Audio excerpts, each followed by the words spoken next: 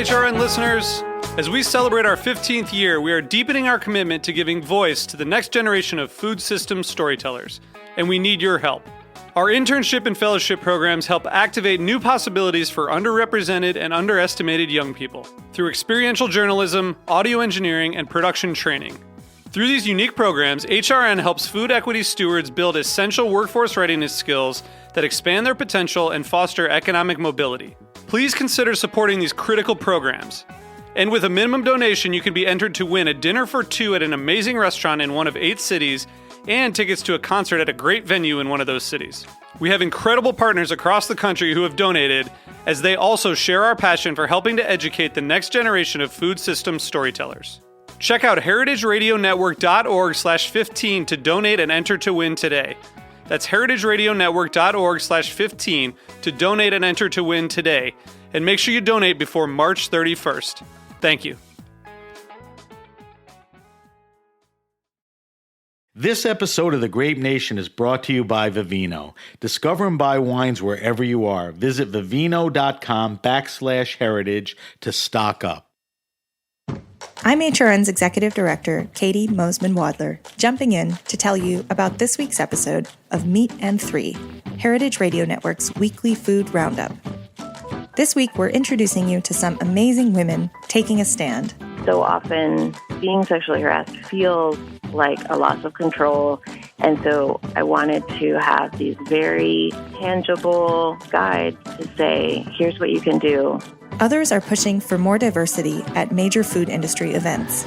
I still feel really determined to do, whatever I can to help shift that, and in a direction that's not just more diverse, but more equitable.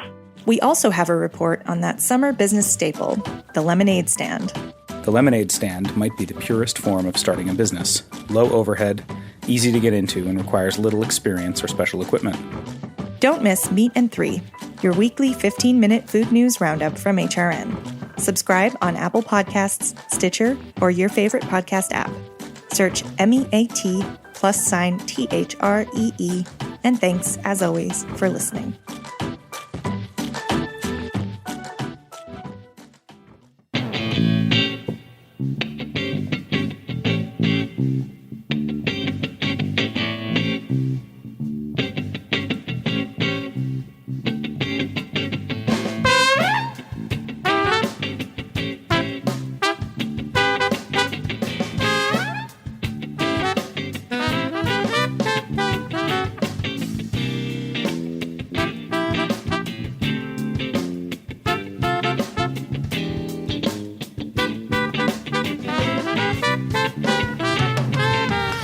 Welcome to The Grape Nation, your weekly wine journey. Our guest is Mark Oldman. We'll talk to Mark about, of course, wine, how to drink like a billionaire, and trust me, a lot more. For our weekly wine sip, we'll taste the 2005 Burgundy from a legendary rock stars collection, courtesy of Mark. So there's a lot to talk about there. I'm your host, Sam Ben-Ruby. Stay with us for The Grape Nation on the Heritage Radio Network. We bring wine to the people. Mark Oldman is an award-winning author, internet entrepreneur, speaker, and wine expert. You can find Mark speaking at major wine and food festivals around the country, injecting his own style, humor, and wine expertise. Mark is also a graduate, which he's very proud of, and a board member of Stanford University. Now, most people graduate with a BA. Mark left with a BA, I think an MA, and a JD, his Juris Doctorate. And he now teaches a course in entrepreneurship, of which he has a good background in that. Mark's current book, which we'll talk about, is How to Drink Like a Billionaire, Mastering Wine with Joie de Vivre. Welcome to the Grape Nation, Mark. Thank you, Sam. Great to be here. Thank you for coming in. We have a lot of stuff to talk about. But before we get into everything, I want you to give my listeners a little context. Tell us about your journey in life and wine that got you to where you are today, which you have a current, award-winning book. You're out on the speaking circuit. You'll be in Aspen in a couple of weeks. So give us a ramp up. Well, I guess you could say it all started. I'm a Jersey guy, and when I was growing up in New Jersey, my parents were pretty permissive about alcohol. And in fact, my mom, we used to get a little bit of beer delivered to the house, and my mom had me choose the beer. And I, of course, with my cultivated palate as a 15, 16-year-old, I chose Moosehead. Okay. They don't even make that anymore. Well, I think you can still get it. And in fact, I still kind of have a taste for it, even though it's not considered an elevated beer. But it is Canadian and it's cool, and we'll talk about those things later. So then I got to college and did a study abroad program in Oxford. Stanford does a program in Oxford, and saw that there was a wine club in Oxford. And I'm like, oh, that's cool. You know, I don't know anything about wine, but maybe I'll just attend. And I attended with a friend. And they take themselves really seriously. It's called the Oxford Wine Circle. And at the time, it was run by the most snooty type of Brit there is, and that is an American. Really? Yeah. That's unusual. Well, he was, maybe he was a Rhodes Scholar, but he was studying over there, and there's no one more British than someone who's trying to be British. So anyway, we were the ugly Americans. We knew nothing about wine. They let us sit in on the first tasting. And I remember I was copping down. It was a blind tasting, 45 minutes, and I was copping down. I was sitting next to the former president, and he had an answer key. And I'm just thinking, well, this will be a good basis to start to learn about wine since I know nothing. And I wrote down each wine, and they assured us we would not be participating. We were just kind of like auditing the blind tasting. But then after the room went around and said which wines they thought these were, they went to me and they were like, okay, Mr. American, well, what kind of wine do you think this is? And I couldn't believe it. I was put on the spot, whatever. So I looked down at the notes I took, which was Wait, so the answer key had the answers. Yes. I don't want to use the word cheating, but you were basically looking at the answers in advance. Yes. Okay. I Continue, did. please. I didn't do that with the intention of cheating. Okay. But when they put me on the spot, I'm like, well, I kind of furrowed my brow and was like, well, could this be Sancerre, Left Bank Loire, 87? And their mouths went agape. And I ended up getting about 75% of the wines right, which, if you know in blind tasting, that's much better than the biggest expert does. So they were like, oh my God, we've got a ringer. We've got to let him on the team.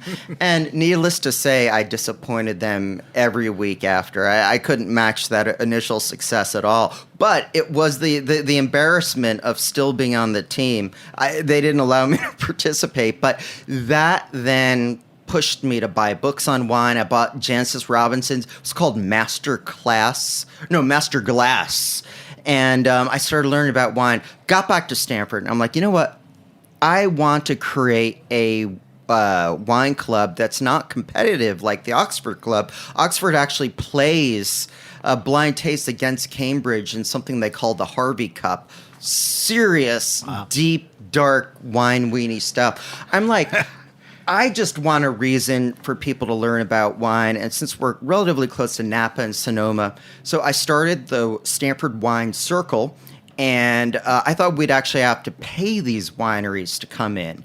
And instead, and in fact, I took dues, which I later used to create really cool custom wine glasses, Stanford Wine Circle glasses, that some people still have to this day. But, I'd call up these various wineries, like let's say Beringer. Tim Hanai, the master of wine, who was then working for Beringer, he was like, well, what day do you want me and how many bottles of my $80 mountain-grown beautiful Beringer Cabernet should I bring? Wow. So I ran about 30, 40 of these tastings. Everyone came in. Paul Draper from Ridge, Jim Clendenin from Aubin Climat, Donine Dyer, who then was one of the few female winemakers then at Domaine Chandon. And I learned so much about wine. And then I learned from that, and I started teaching. After my I got a master's at Stanford, as you mentioned, and before my final year, I was back in New York, and I'm like, I want to teach a wine seminar in New York. And in, I guess, an entrepreneurial way, I looked in the back of Zagat, and, that was my Bible. I have a feeling it was yours, too. It was the only game, sort of. Yeah, it really was, You know. and startled, bracingly accurate, and very trustworthy. And so I looked at award-winning wine lists, and I literally tramped around in the summer heat to every one of those restaurants, and I'm like, "Can I teach a beginning wine tasting seminar?" What year is this? This was 1990. Okay. And every one of them who met with me were like, "Good idea, kid, but we'd make more money selling wine directly to diners." Then I hit. Do you remember the Soho Kitchen and Bar? I do. So had the giant Cruvenet machine, 100 wines by the glass. Real estate impresario Tony Goldman took a meeting with me. I still remember there was a Cubist painting of him over his desk. And he was like, so you're telling me you would teach it, you would market it, and I'll provide the room. We have an empty cabaret room, and I'll provide the wine that you pick out. And I'm like, yes. He's like, pure. I like this idea. This is a good idea. And we were off to the races. We were packed from the get-go. Wow. I went around Soho. I taped flyers up on poles. You could do that then. Right. 3 years later, I got a letter from the sanitation department, but it did take a long time to catch up. And so that's how I got my start teaching in wine. And then when I graduated from Stanford, I teamed with a friend from my freshman dorm. We were kind of troublemakers together.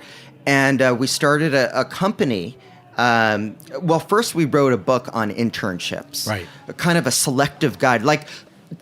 I was always inspired by Zagat. So I'm like, what if we did a Zagat-like guide for internships? So Like how to get good ones and what to do and not waste the opportunity. yes, and actual internships, whether it's Boeing or the Academy of TV Arts and Sciences, you name it, Microsoft, the White House, Nightline, and it was called America's Top Internships, and we didn't even have an agent. But again, if you knock on doors sometimes, you can make things happen. I know you have a very strong background in sales and marketing, so you understand those instincts. Knock on that door. You got to sometime. And so we wrote 2 books. I was deferred at law school. I ended up going to law school, mostly just to be back at my beloved Stanford. And then when I graduated from law school, and Sammer was a consultant at the time, we're like, let's take this idea of unraveling companies about internships and just apply it to jobs in general. So we started Vault.com, which is again, it's that Zagat people, the Vox Populi, the voice of the people, quotes strung together about working at Fortune 1000 companies and law firms and consulting firms. And That's in 98 about, right? exactly. Yeah. Boy, you're good. Yeah. 98. I like that. Notes. Yeah, well, but I didn't think I've ever laid it out that well. But so we started that, and then we rode that. It was a roller coaster for 11, 12 years, and after 9/11 and the recession, to keep my sanity, I approached the people I used to teach wine at. Now it was the Wall Street Kitchen and Bar, and I asked if we can reform the team, and I would just teach wine at night. And that got me back into teaching about wine, and then eventually that led to my first book, which was Oldman's Guide to Outsmarting Wine. Then the second book, Brave New World of Wine, and now we have Drink Like a Billionaire. So 2005, first book, 2010, Brave New World, and How to Drink Like a Billionaire came out, late 16, 17? Exactly. Okay, so that's where we're at now. All right, so you also seriously start speaking in the late 2000s, which is a big vocation of yours. Yes. How did that come about? That is very true. Well, I remember, and this is something I've never divulged, but there's something about you, Sam, that makes me Open up, baby.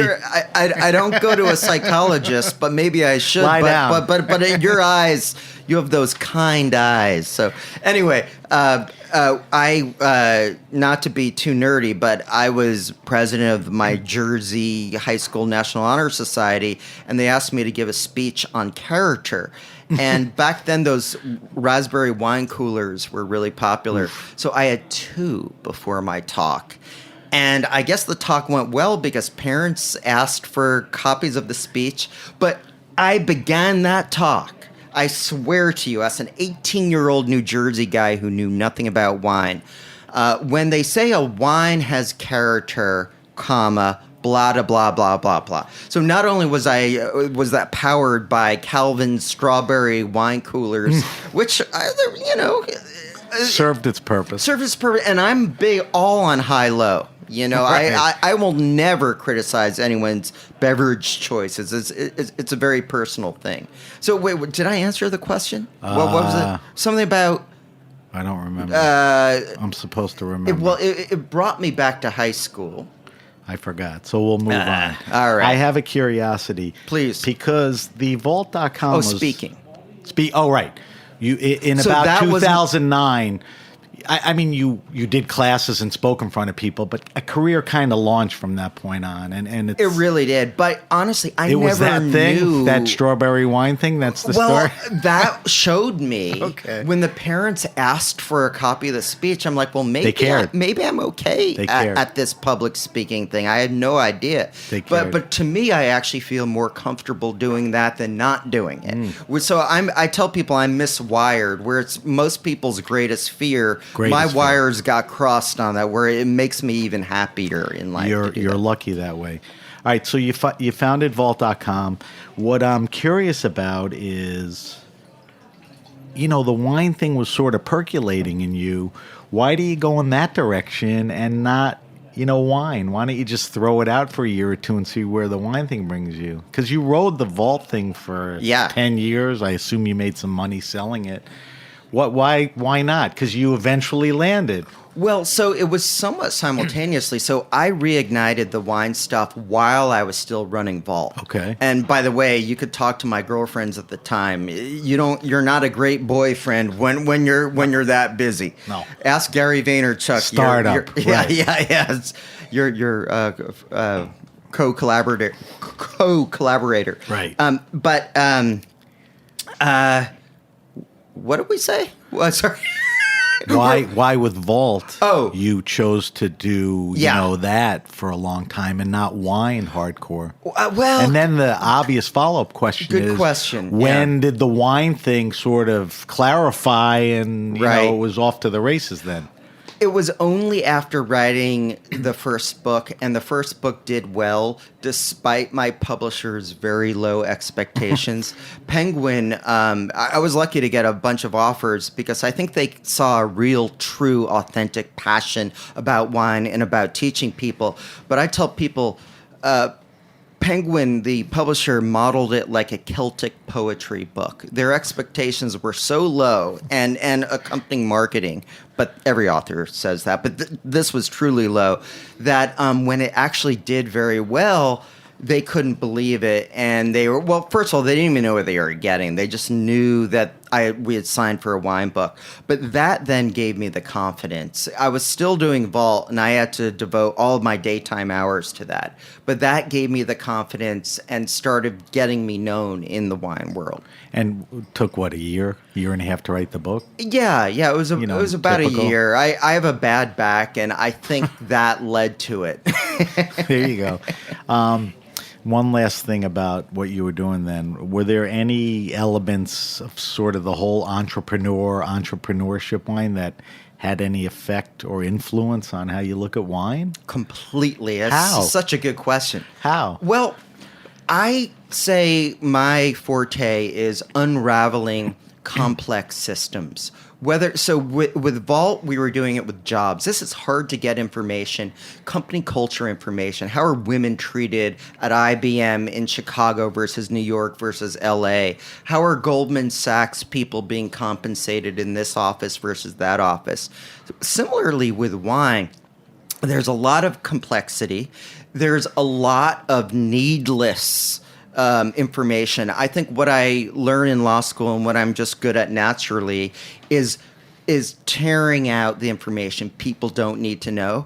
And I'm looking for that in art and in music. Right. Like I appreciate informational sources that they don't talk down to you, that give you best information, but they know what not to give you.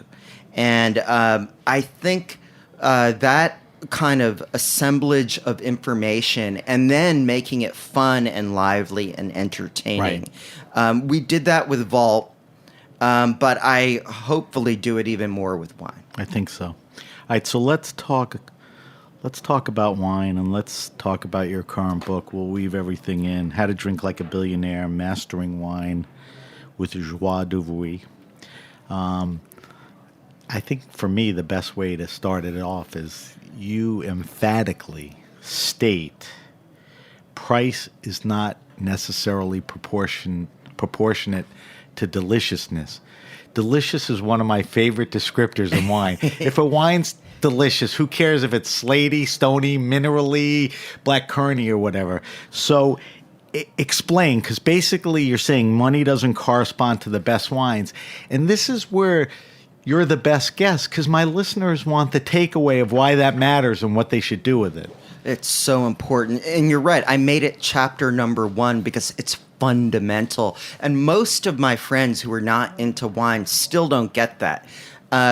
So after a certain price point, depending on the grape, you know this, you're paying less for the intrinsic quality and more for things like marketing, or that the winery wants you to perceive the wine as more valuable. Now, see here, I'm probably unusual in the world of wine, and this is kind of a theme throughout my life. I'm a Jersey guy, but I love Dom Perignon sometimes too.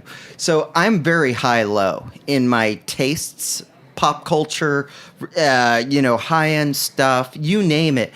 And I do think with wine, nothing makes us wine lovers we grape nuts happier than finding that $15 that drinks like a $30 or $40 bottle or a $50 bottle.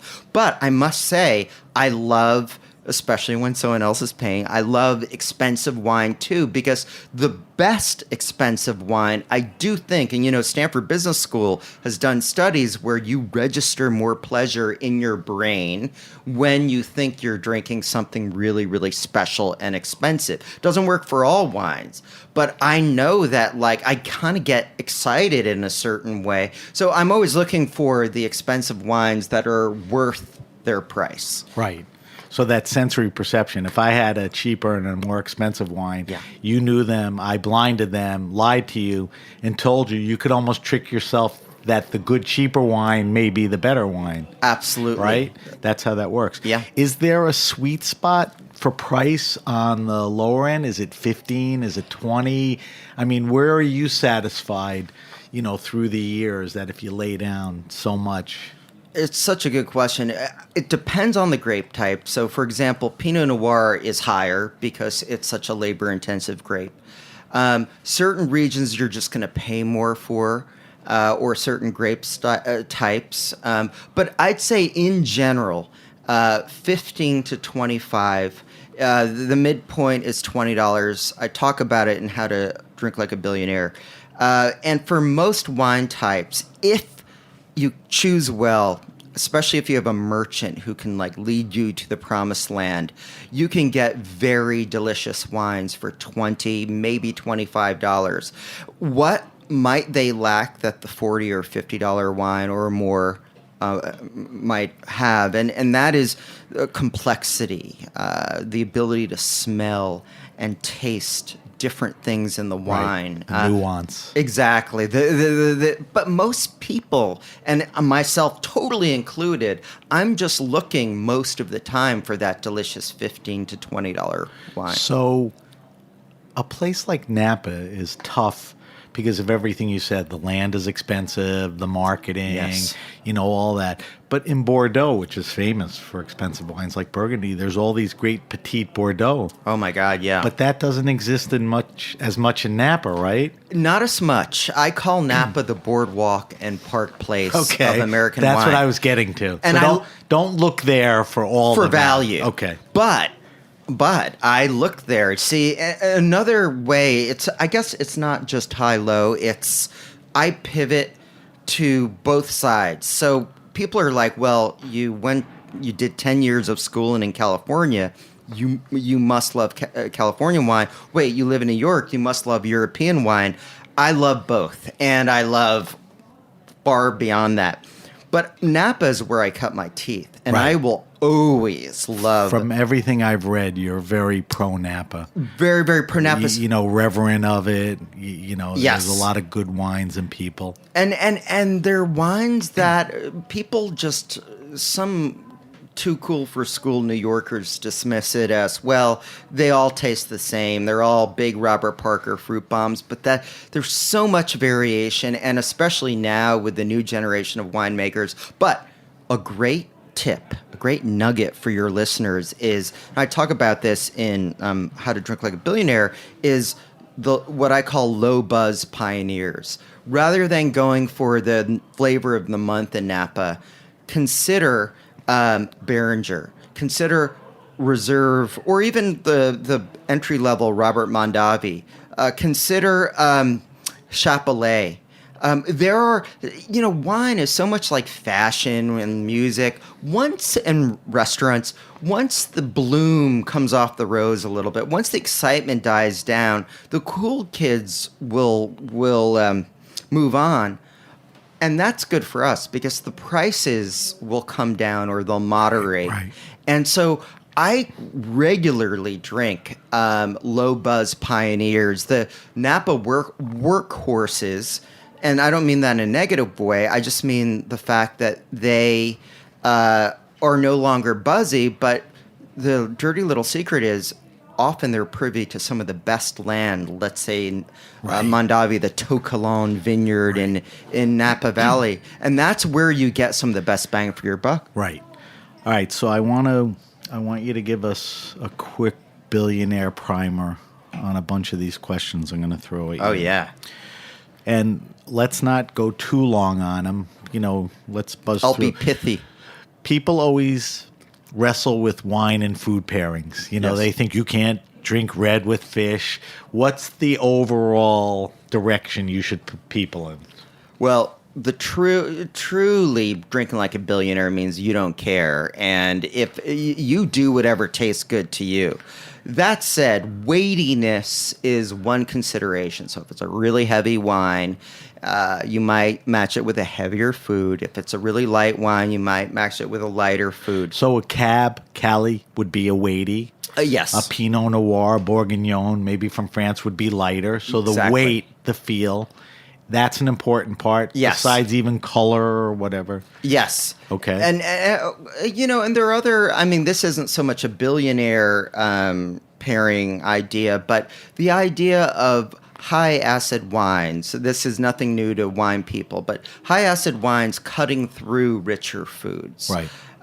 Give me an example. Well, like a nice high acid champagne. Champagne, goes with everything. Goes with everything. Right. And please, I've been sounding this klaxon horn for the longest time. I tell people when they go on holiday, they need to do a PHBR, pre-hotel bubbly run. So it doesn't have to be champagne because that can be expensive.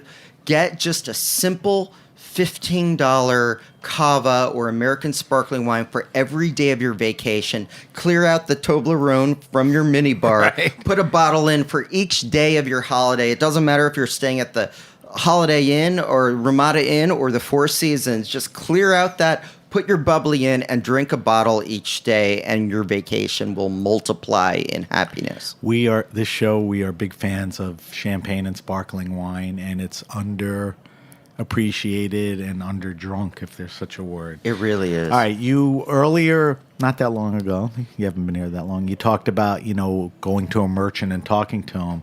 I think you hit on something, expand on that. So how do you navigate buying wine in a store? I think the obvious thing, and I'll set you up, is if you can identify a good merchant, how would you do that? And then what do you do when you get in there? Yeah, it's so true. And in my book, latest book, I talk about developing a wine spouse. And it's funny. What's that? Well, it's kind of like a work spouse. Which, by the way, Vault, we used to do surveys on this at Vault, like a workplace romance. Should you have a work spouse? Someone that you're not committing any intimate crimes with, but you can lean on at work. And I think the equivalent should happen in wine shops. And boy, in cities like New York and San Francisco and Los Angeles, Chicago, there are so many beautiful wine merchants who really have the love. And how do you tell? Well, are they too dependent on scores? I mean, a little bit of looking at scores I have no problem with, but are they just using the canned shelf talkers, or are they like an independent bookstore writing their own? Are wines the right temperature? Do they have a lively newsletter? Do the people really seem to want to help you without upselling you? Very important. Then let them know what you're interested in. What color, maybe it's both white and red. What style, if you know a little bit more about the style, maybe you like it really smooth. Maybe you like your red, for example, very peppery. Tell them. And to create that ongoing relationship, there's nothing they want more than to become your wine spouse. Give you the right reco. My God, the best reco ever. And when then you're going to wine country, guess who you can call on and say, hey, can you get me those special insider tours? Wow. Good to know. Contact your wine spouse. It's a beautiful relationship. Good to know. I couldn't figure this out with you. And the question is, do you believe in wine ratings? You just alluded to it. Like, good point. Yeah. If a store just relies on shelf talkers from magazines, that's not very creative. But beyond that, are ratings important? I know they have. It's become more democratized with the internet, which is great. What's your feeling on wine ratings? I find if the underlying source is trustworthy, and you feel like their palate is similar to yours, similar enough at least, I use it because we live in this world of, and it's only gotten worse, but we're bombarded with too much information. So we need, it's like the Zagat shorthand. That 30 or the 28 or the 21 back in the day when they used that system, that didn't say it all. And you definitely want the kind of commentary with it.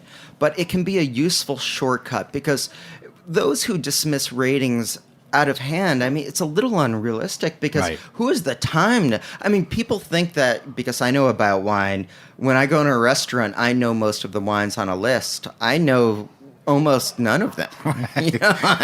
So, I mean, how are we going to know? But you're right. Wine has become democratized, and I love using, the Vivinos, and I love following Psalms, and I love following other kind of wine passionate people. Right. But there is a lot is of discovery and info out there. So much discovery, almost too much. A little overwhelming. So you have to choose your favorites, really. I'm going to ask you a couple more questions, and we're going to take a break. We're talking to Mark Oldman. Mark's current book is How to Drink Like a Billionaire, Mastering Wine with Joie de Vivre. You said something that was interesting to me about 2% of the world's wines get better with aging. Yeah. And that leaves the other 98%, which you're basically implying that aging doesn't matter. You got to walk me through this. Like, How did you come to this? Well, I mean, the actual percentage, don't, there's nothing scientific except that in my years of talking with experts about wine, we all kind of agree that most wine does not get better with age. Most wine doesn't have that mysterious blend of the gum-numbing tannins and the tingle on the tongue acidity. and somehow the pedigree that actually not just makes it last throughout the years, but actually makes it improve. So you get those, it goes from more fruitiness to tertiary, as they say, not to get too fancy, but, it smells like mushrooms, or it smells like licorice, or, most wines are not made for that sort of longevity. So people get all freaked out. I mean, I know my dad who knew nothing about wine. He was a doctor, and every now and then he'd get a bottle of wine as a gift, and he'd put it in the basement. And he'd think that after 20 years it would get it was even better. Actually, I don't even think he thought about it that much. Right. But just put it down there. Yeah, he just put it down there. Forgot about it for half the time and had a notion the other half. And it was almost always ruined, half because it wasn't ageable, and half because of those New Jersey summer and winters. Right. The Didn't cork help. expanded and contracted, and air got in the bottle. Exactly. But, I love California wines too. And to your point, take a winemaker like Randy Dunn. Oh, yeah. You're not supposed to drink his wines unless you age them. Are there certain wines? Is that the other, is that the majority? Well, it's such a good point, because when people are celebrating and go to restaurants, that you just made, Sam, one of the reasons to not order the really expensive wines in restaurants, because those tend to be made for aging. And when they're made for aging, often, not always, but often, they start with this cloak of gum-numbing tannin that needs years to come off. So what happens is people and restaurants usually can't afford having a lot of older vintages. It's inventory. Too much space. Yeah. Too much space. So what you have is when you're paying a lot in restaurants, you have very young vintages of wine that was meant to be drunk older. So I say don't even think about ordering. Not only is it a bad deal for reasons we could talk about, but it's not even made to be drinking this young. So you're better off at a restaurant, at least, drinking less expensive wines. So navigating a restaurant wine list and sommeliers, the takeaway from that is if you're looking at Bordeaux, Burgundy, even California, go with the more current vintages. Usually. Usually. I mean, there are a million exceptions. For value, I guess. Yeah. Let's say you're a banker out for value and for taste. If you're a banker and you're out there thinking that very young Napa cab that is notorious for needing a lot of years to age is going to taste good right out of the bottle, you might have another thing coming. Right. So just realize, once again, we're getting back to that fundamental point. More money after a certain point does not necessarily lead to more deliciousness. That's an important point. All right, Mark, we're going to take a break. When we come back, I may have one or two more questions. Please. Then I want to subject you to our wine list. I want you to tell us about some of your preferences. And then we're going to taste the Geddy Lee wine. Yeah. We're talking to Mark Oldman, and you're listening to The Grape Nation on Heritage Radio Network. We'll be right back.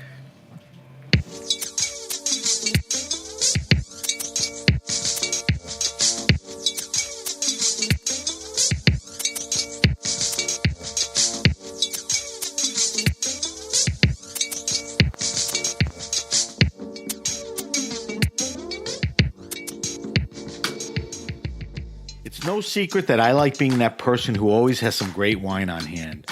When I know I've got a few bottles hanging around the kitchen, I feel like I'm ready for anything. If anything, is just because I never know when friends will drop by unannounced, or because it's even just a Monday. I also hate that last-minute run to the store. Wine was never meant to be bought in a hurry.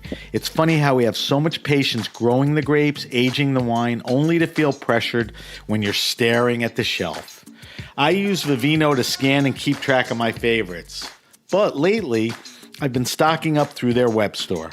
They have the best prices and largest online wine inventory, but can also give you personalized recommendations based on bottles you've liked in the past. And I use their premium service for unlimited free shipping. That's an extra bottle's worth of savings on every order. Plus, they have a 30-day free trial. I just grab a few at a time and save them for when the right moment rolls around. You never know when that'll be. Visit vivino.com/Grape Nation to stock up.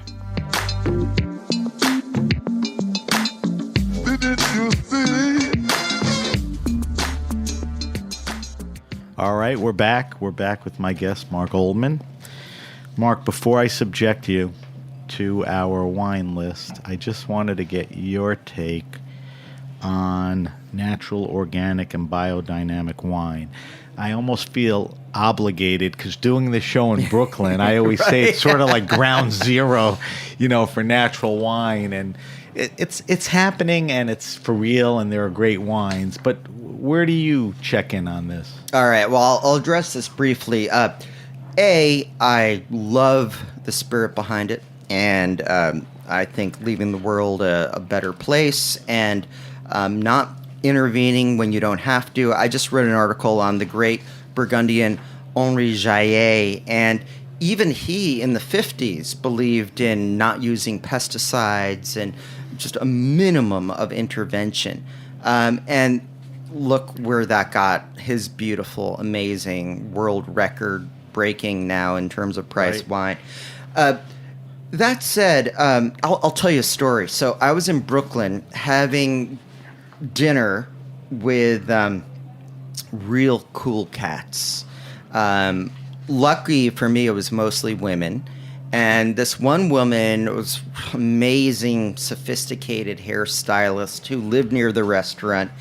And I looked at the list, and I was handed the list, being the wine guy, table full of 7 people.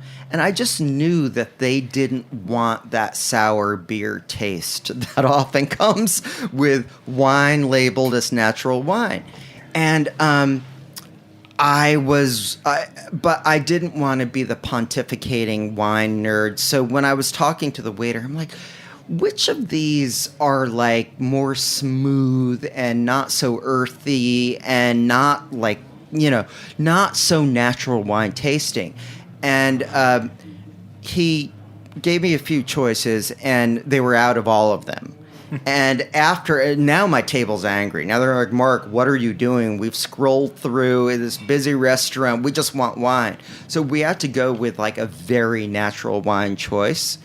And when he delivered it, the woman, the hairstylist, was like, oh, I've had this here before. I love it. It's natural wine. Like it was like this cool. She knew nothing about wine, but she knew natural was good.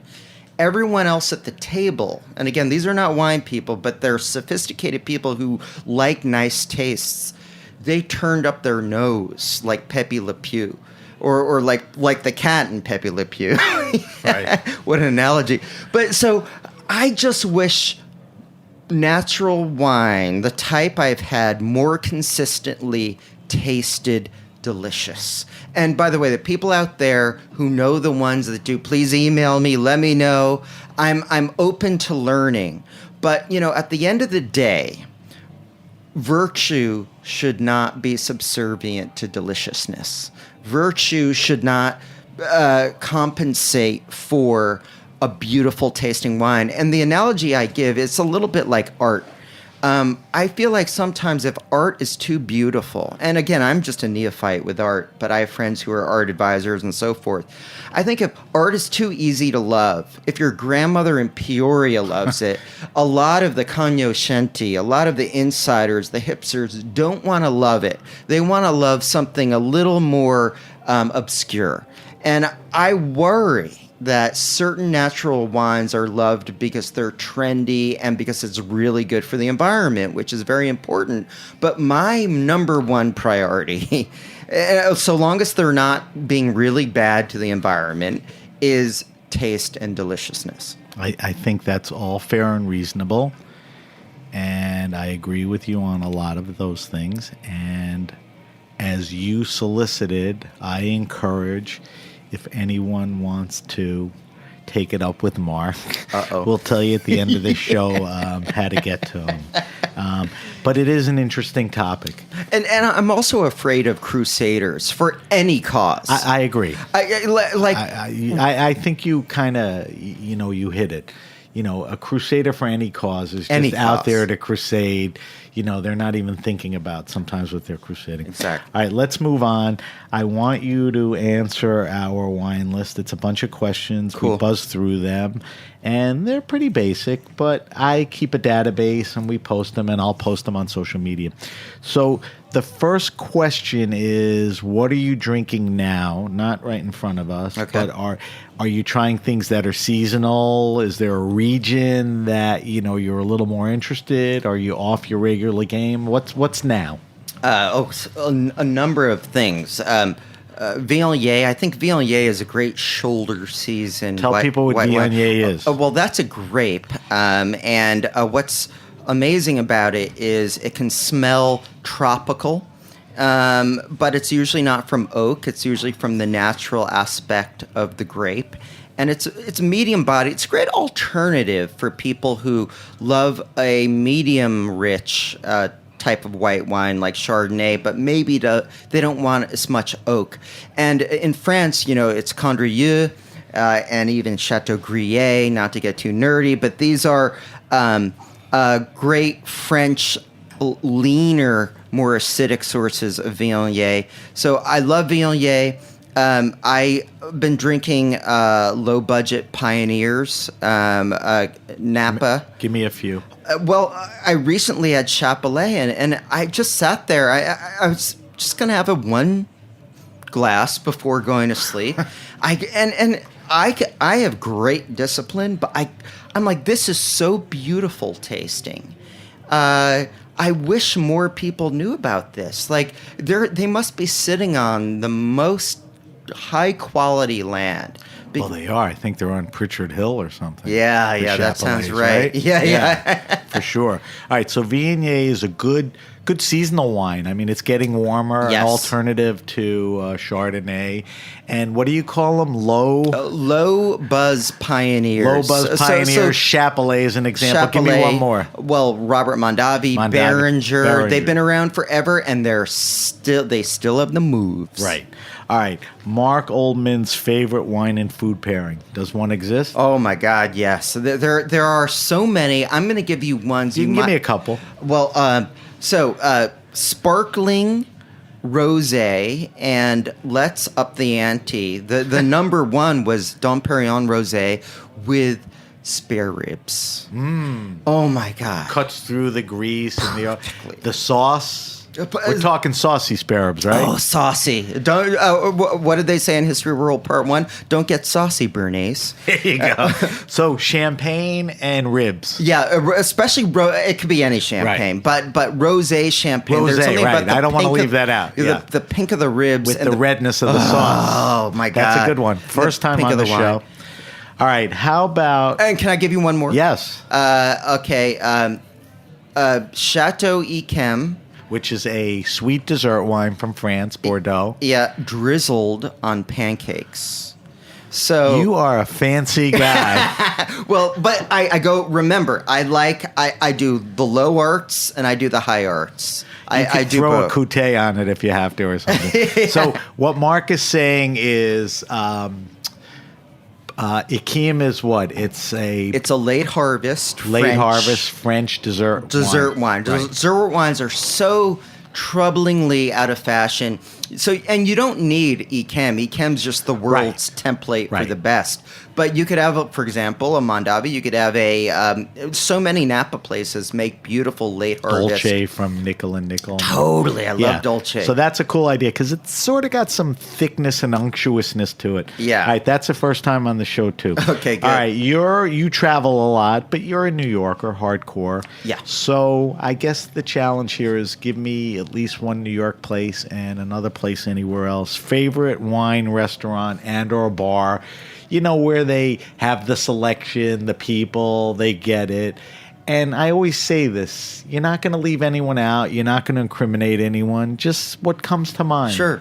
Well, last week I was at Aqua Grill in Soho. Been there a million years. Million years. And you know what? There's a reason why certain things stand the test of time.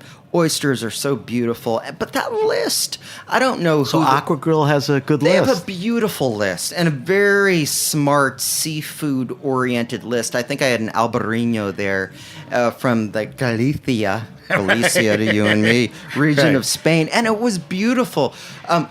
Batard, if we want to go high-end. Drew Perrant's, famous wine Burgundy name restaurants. Exactly. And you know what? I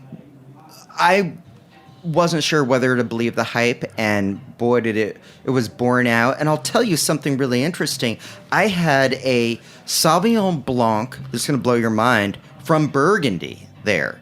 Who knew? I never knew. It's called Sombris, BRIS, and I guess there's that one little region in Burgundy that's allowed to grow Sauvignon Blanc, And Batard it was had it. They had it, and this was the mischief of their amazing wine people there. What about anything resonate out of New York?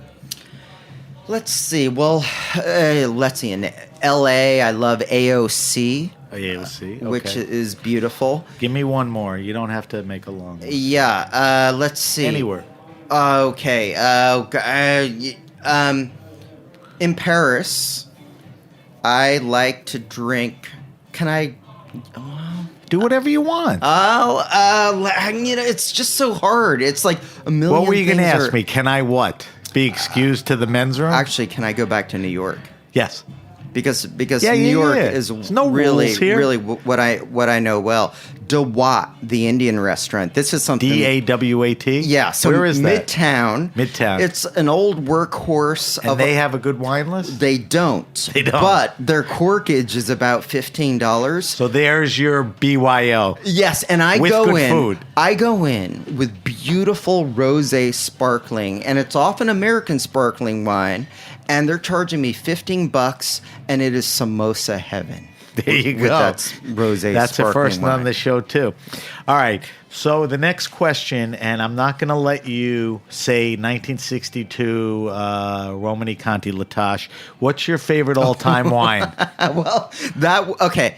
Now I'm going to sound.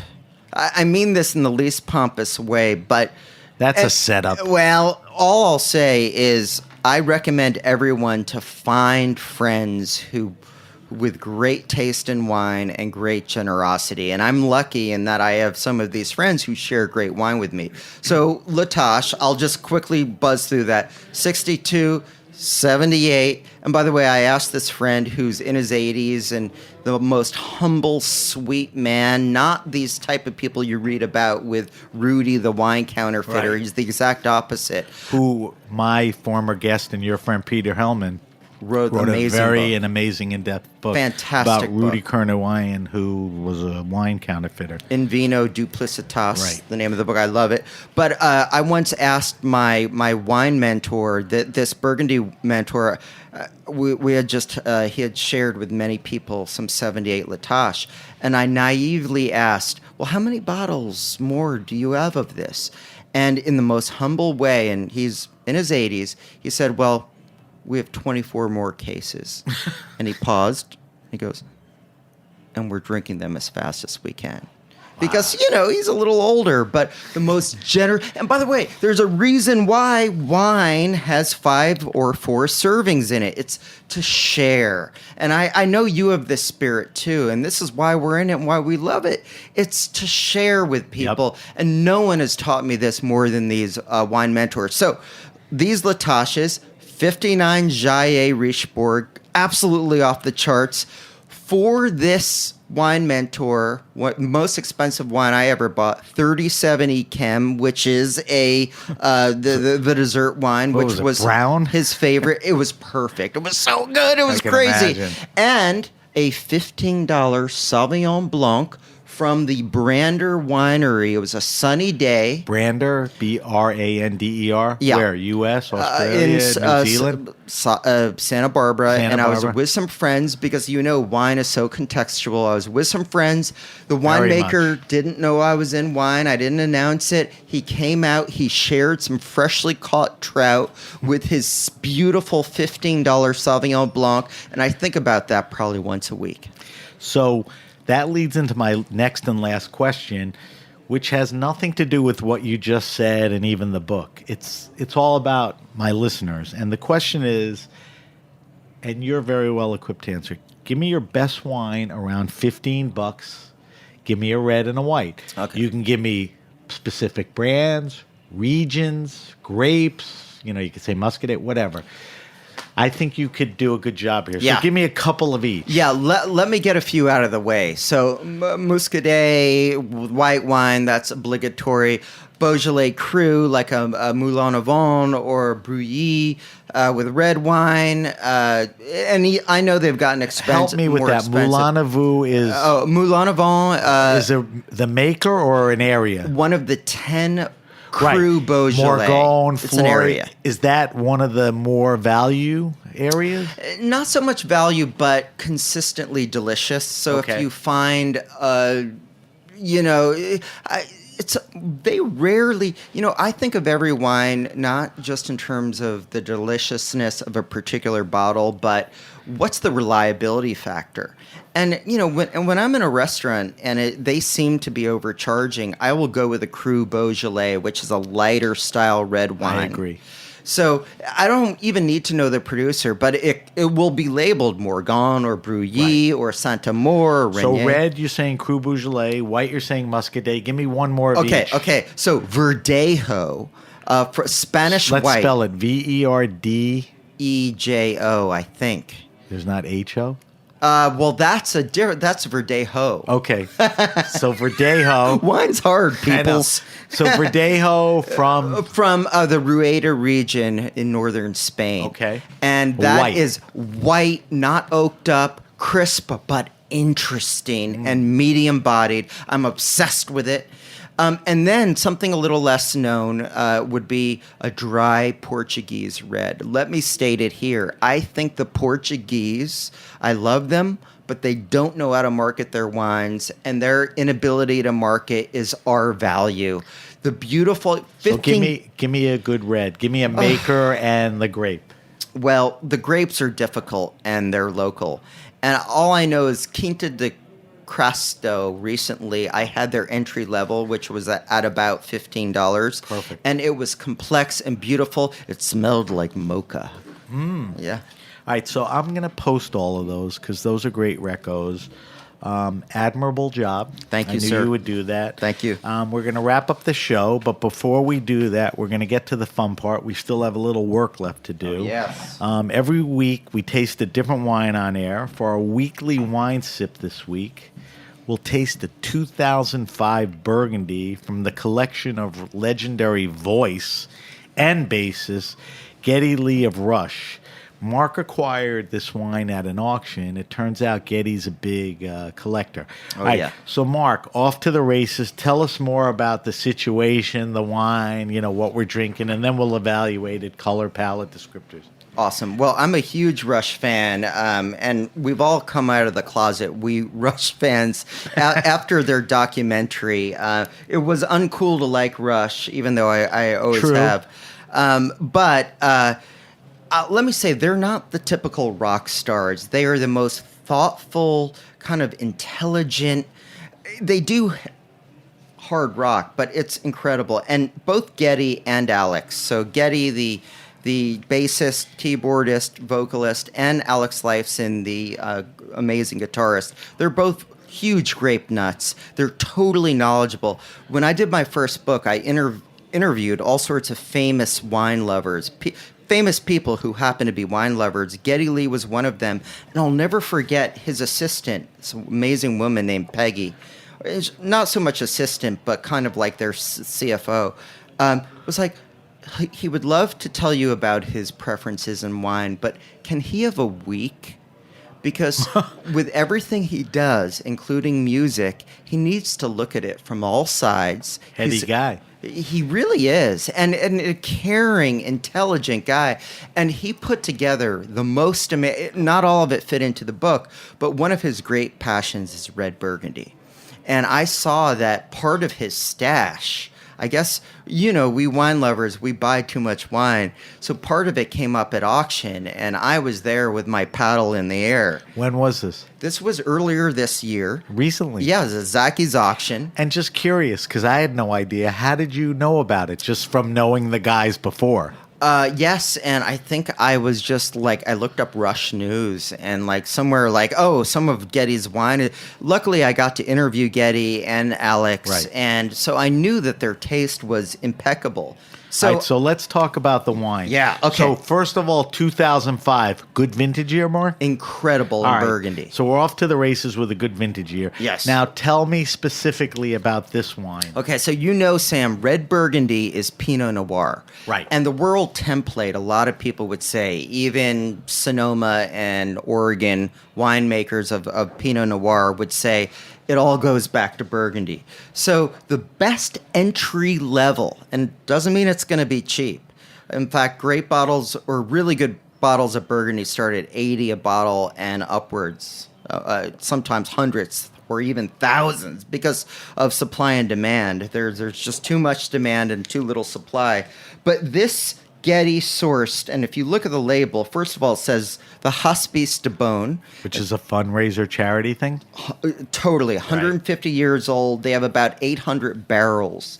And I read that Getty bought about 5 of these barrels, but he was very methodical and sharp about it. He bought it in this amazing year where there was a lot of sun, evenly ripening grapes. So the Pinot Noir for this region known for its mercurial weather, the grapes are going to ripen beautifully. And then it's from Volnay. And Volnay is one of the great starter regions because... So that's what you were alluding to. Yes, thank you. A good entry level for Burgundy value is Volnay. Yes. Okay. And not only value, but the taste, because certain regions... Got it all. Like Pommard, they can be bitter. Especially when young, what we were talking about. The characteristics of Volnay are good. Sometimes, it's a delicious wine. Yeah, well, they tend to be more feminine, kind of more floral or aromatic, smells like flowers. All right, so let's get into this wine. All right, so we're going to start with color first. Yes. It's got that beautiful burgundy purple, teeny bit cloudy. I don't know if that's unfiltered or aged. Tell me about that part. Yeah, I can't. So this negociant, so the person who bought the grapes and actually élevage, raised the wine, vinified it, and put it into oak barrels, is this really cool micro negociant called Lucien Lemoine. He's actually... I know the name. Yeah, and he's making great waves in a good way in Burgundy. He's a Lebanese gentleman and just a hot negociant. So he's known for making wines of intensity, and I think that's probably why Getty chose him. Okay. So yeah, it's not as light as certain Burgundies, right. Which is it's color wise, and it's got a little of that haziness, which I like. Yeah. Let's go nose. Okay, so the nose. What I want to do is I want to give it a sniff, and then I want to throw it over the tongue. But let's tell people over the tongue. What we're smelling. Okay. And by the way, can I show you a little trick I tell my classes about? So when I swirl my wine to smell it, I put a lid on it. I talk about this in How to Drink Like a Billionaire. You put your hand over it while you're swirling? Yes. While I'm swirling. It's inelegant, but it doubles the smell. It traps the smell, and then you get that schnoz in there. Yes. Trap the smell, schnoz it up. All right. So what are we getting on the nose? I'm leaving this to you. Okay. So it was a little cold when I brought it because I wanted it to survive the... Good temperature now. Yeah. It's nice temperature. What do you get on the nose? Well, I get, first of all, like violets, like a floral smell. And then I get maybe some baking spices. Maybe that's from some contact with oak barrels. But it's kind of a beautiful, sweet spice smell to it. But it's quite fruit forward. I do get like beautiful, fresh... Stay with the nose. Yeah, red grapes. I was going to say thrown in the mouth, but you know what? Yet. How did you know? Because I want you to go to mouthfeel. Okay. So wait, let me really unpack this. Rather than like an older Burgundy, which can smell like Asian spices and soy sauce and underbrush, forest floor, This is more fruit forward with beautiful raspberries and this kind of maybe even Red blue, fruit. red fruit, and maybe even a little blue fruit like Right. blueberries. What do you think? I agree with that. Okay. I get a little of the spice. Yeah. Definitely the red fruit. It's got the body and the a little blue fruit, comes out. On the mouthfeel, it's definitely medium plus. It's not a light, thin burgundy, It's right? not light, but it's not a big Russian river, high alcohol. It's kind of a great middle ground. And do you feel that tannin on the tongue? I do feel the tannin. So there's a 13 little years later. Yeah, and I like that. which means, and I think this is what you're getting at, Sam, it's built for longevity. It's a 2005 now, but you can cellar this at least another 10 years and it will get crazy. better, maybe decades more. All right, now our favorite part, the palate. Oh, yeah. A lot of the palate alludes, to the nose. So what are we getting finally on the palate? And the palate is so important. Texture might be the most underrated aspect in a wine. So I get both a certain dryness, but not obtrusively so, not like a overly tannic Cabernet Sauvignon. It's a kind of a little dryness, but I also get a silkiness. Yeah. And some of the best red Burgundy, this is a nugget for your listeners to know if they don't know it already, has this kind of silky, velvety, it coats your tongue, and the finish. One of the reasons, and can I make I'm this occurring to me now, but Geddy Lee is a musician, and so many musicians I've interviewed love wine, and I think it's because both wine and music is short-lived for the senses. So the Comes better and goes. music, and the better music, the better wine stays with you longer. Not only on your tongue now for maybe a minute, but then you'll think about it tomorrow or in weeks to come. I agree. All right, we got to wrap up, but 2 more questions on the wine. Help me and answer quickly.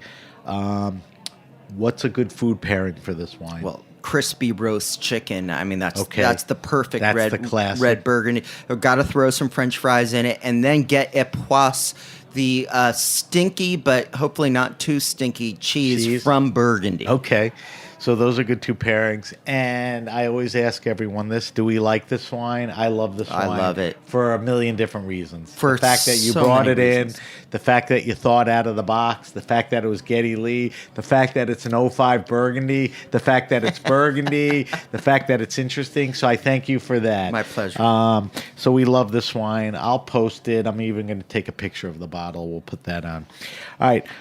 Mark Oldman, we're going to wrap up. If you have a question, suggestion, wine happening, or event, hit me up at sam@thegrapenation.com. That's sam@thegrapenation.com. Follow us on Facebook at The Grape Nation. I'm going to post Mark's wine list answers. I'm going to post our weekly wine sip, which was the 05 Geddy Lee Volnay. I'll throw up a picture of that. We'll put it on all our social media sites. Follow us on Instagram at sbenruby. And now you can follow hashtags. So please follow the Grape Nation. That's hashtag the Grape Nation. And on Twitter, we're at Ben Ruby.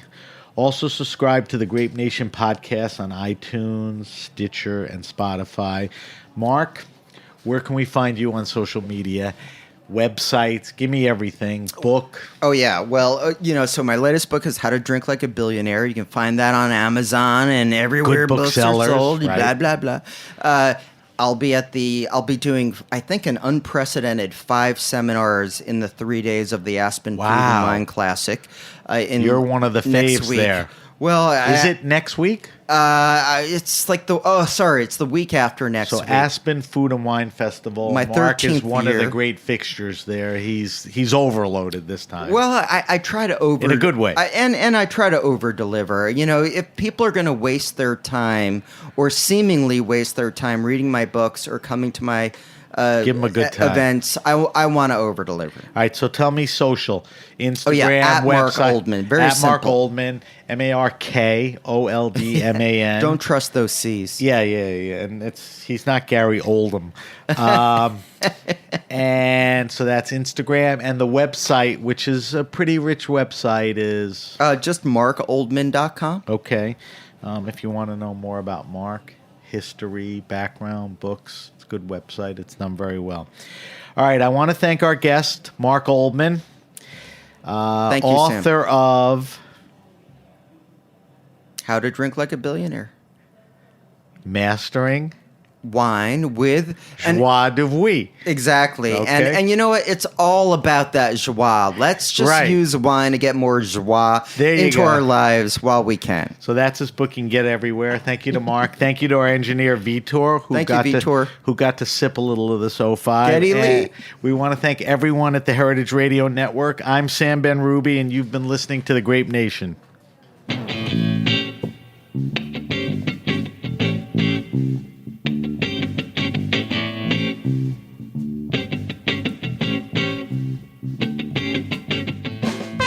Thanks for listening to Heritage Radio Network, food radio supported by you.